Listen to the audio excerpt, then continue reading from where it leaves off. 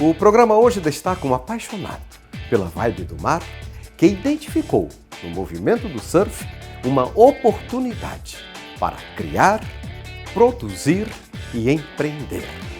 Avelino Bastos, uma vida de movimento constante, cuja inspiração vem do berço. Meus pais são imigrantes espanhóis, vieram para o Brasil no final dos anos 50, em 59. Eu sou o primeiro brasileiro da família a nascer em solo brasileiro. Convivi com uma família, posso dizer, se fosse ver pelo perfil europeu, a gente poderia dizer que são ciganos, né? São nômades, não são ciganos de formação, são espanhóis legítimos, descendentes dos celtas da Galícia. E uma característica muito grande foi essa questão de se mover e fazer a vida acontecer. Eu mudei de cidades muitas vezes, vim para Florianópolis em novembro de 1980 para fazer a Universidade Federal. E a minha história daí para trás, ela foi feita de morar em 5 cidades diferentes e ter 16 endereços diferentes. Então é uma vida de movimento constante. E lá num comecinho, eu queria fazer meus barquinhos, comecei a me encantar por barquinhos. Nesse momento eu sou paulistano de nascença, mas morávamos em Paranaguá, no litoral do Paraná. E eu fazia canoazinhas, botava mastro, velas e tal, e um dia folheando uma revista Seleções, aquela Reader's Digest, uma revistinha pequenininha de curiosidades, eu vi uma matéria do Havaí, uns caras dropando umas ondas, tal, não sei o quê. Eu falei, puxa, quero fazer esse barco. Eu já surfava de pranchinha de isopor, naquele tempo, deitado, tal, aquela coisa. E eu vi aqueles caras em pé, eu falei, pô, tenho que fazer uma prancha dessa. Nesse momento, eu tinha 9 anos de idade, foi em 1970. Eu fui na casa de um amigo, que depois veio se transformar fabricante de prancha também, o Rubens Canfield, um ótimo fabricante de prancha, inclusive. E no fundo da casa dele tinha lá um monte de coisa jogada fora, no finalzão do quintal, casa do interior, uma tábua de passar roupa. Peguei essa tábua de passar roupa velha, pedi para a mãe dele, ela me cedeu, eu descasquei ela toda, fui na empresa do meu pai, que é na área de metalurgia e tudo mais, fiz uma quilha de chapa de ferro, parafusamos no fundo, fomos para a praia. O negócio não flutuou, afundou, fiquei super frustrado. Meu pai viu essa complexidade, essa frustração, me deu um pneumático, uma boia de trator grandona, enorme. E aí eu peguei dela, dobrei aquele donut, fiz dele uma banana, amarrei com uma cordinha, eu lembro até hoje, uma cordinha de varal que eu capturei da minha mãe, fiz dela uma banana, enfiamos uma madeira aqui, como se fosse uma quilha, fomos para a praia, ao contrário da tábua de passar roupa, flutuou demais. Por que eu conto essa história? Porque ali é o que eu chamo de momento nuclear. É o momento onde eu despertei para, eu quero fazer. E motivado pela ideia de dominar o conhecimento de como fazer uma prancha, o Avelino começou a surfar.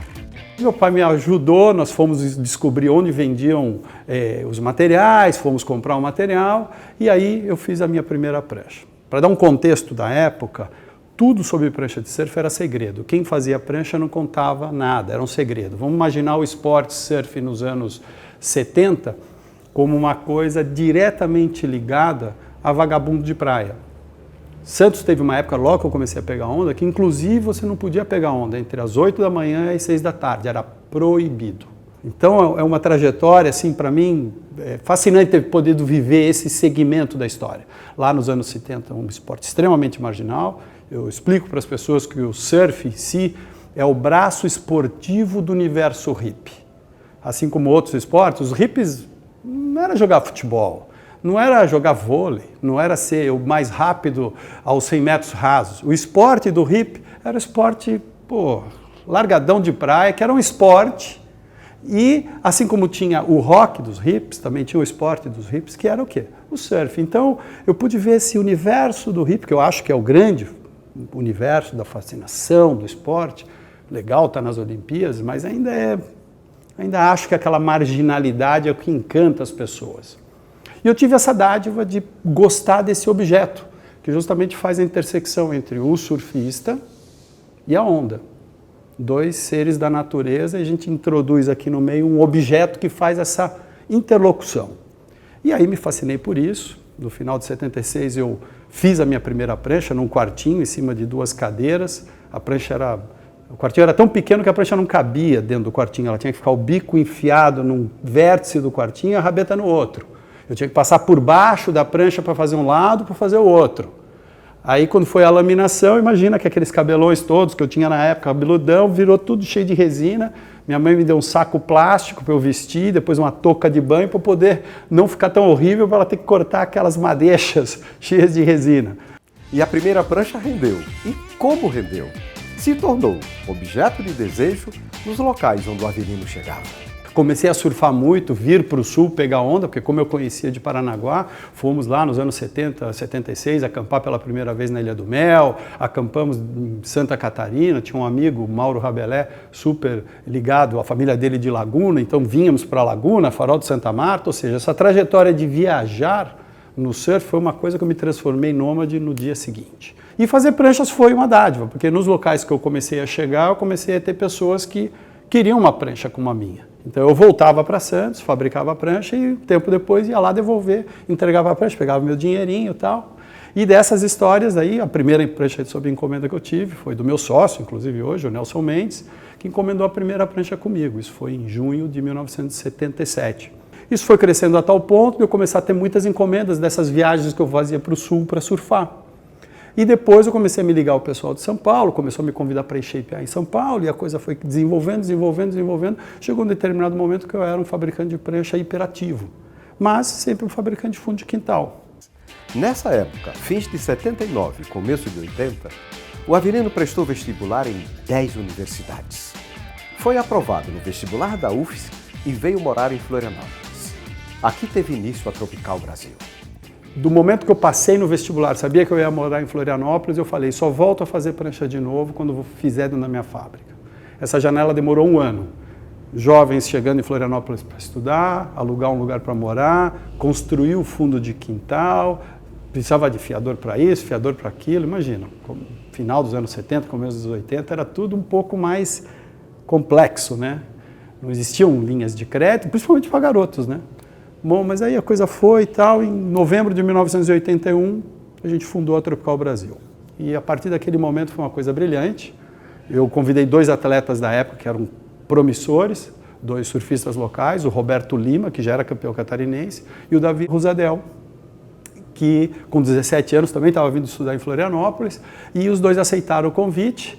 As 2 primeiras pranchas, as 4 primeiras pranchas, para mim, para o meu sócio, para o Davi e para o Lima, ficaram prontas no dia 19 de novembro de 81, e no próximo final de semana tinha um campeonato de surf, do qual o Davi ganhou, e aí foi o nosso primeiro título, digamos assim.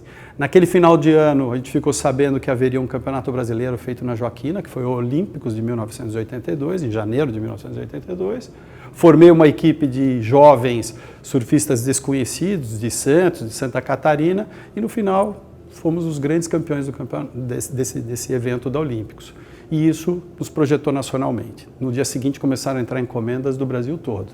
Você imagina que do Nordeste ao Rio Grande do Sul o telefone tocava. Eu não tinha a menor ideia como as pessoas descobriam o nosso telefone, mas o boca a boca era dinâmico, de fazer 1, 2 pranchas por dia. Isso foi passando para 4, 5, 6, 7, 8, o negócio foi crescendo. Ao final a gente estava numa dinâmica incrível, eu comprava, vendia, shapeava, fazia muita coisa. Eu tive uma estafa, posso dizer assim, que foi muito para mim. A gente estava tendo um sucesso incrível, ganhando campeonatos fora de Santa Catarina. Tínhamos rompido o establishment do surf da época, que era o surf era Rio de Janeiro, São Paulo e o resto do Brasil. De repente, Santa Catarina virou não só um estado importador de coisas e conceitos, como passou a exportar não só campeões, como pranchas de surf. Nós viramos uma marca de destaque, começou a rivalizar com marcas do Rio e São Paulo, e surfistas daqui começaram a se colocar bem posicionados nos campeonatos a nível nacional.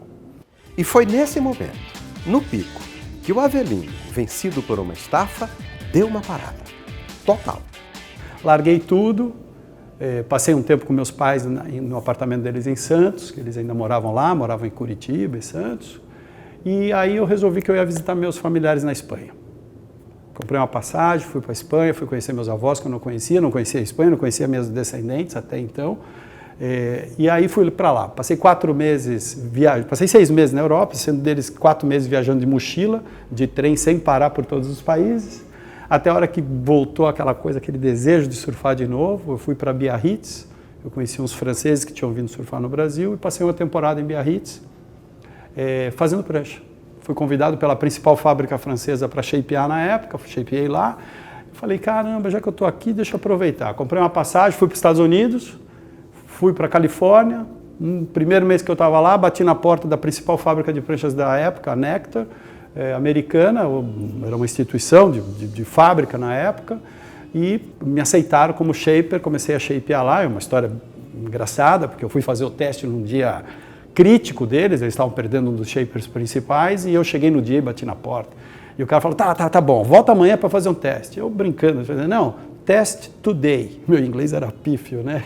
Falava francês, falava espanhol, mas o inglês ainda estava... Test today. Ele falou, não, tomorrow, test today. O cara ainda depois brincava comigo com isso.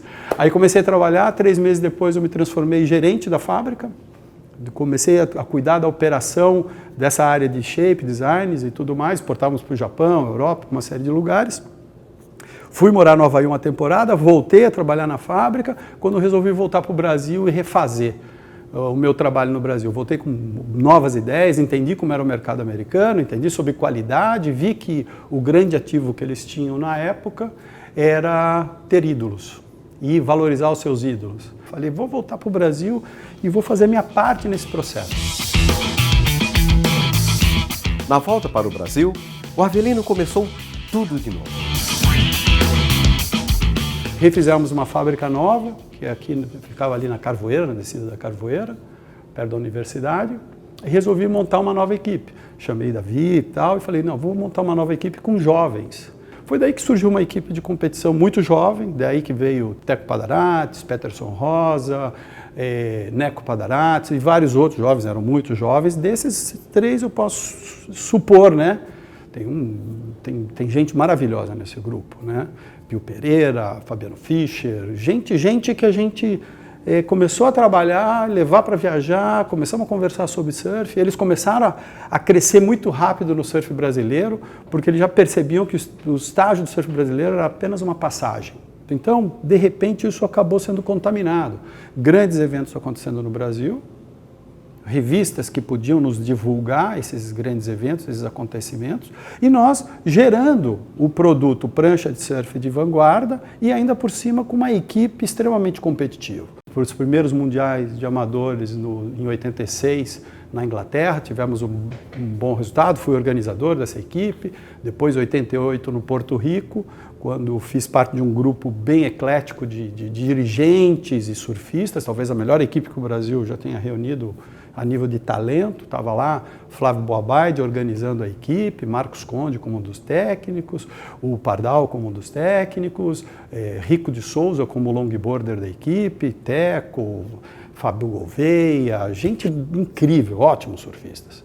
E lá a gente quebrou esse paradigma, foi quando o Fábio Gouveia foi campeão mundial, amador, o Teco foi o surfista que maior quantidade de pontos fez no evento, e aí a gente ganhou um reposicionamento. Aí que o mundo percebeu que a gente já tinha andado no embalo. E essa visão foi se progredindo, né? E aí a Tropical Brasil foi crescendo como negócio. Começamos a expandir a fabricação de pranchas, começamos a expandir a linha de produtos, comecei a ter mais produtos, confecção, acessórios, blá, blá, blá.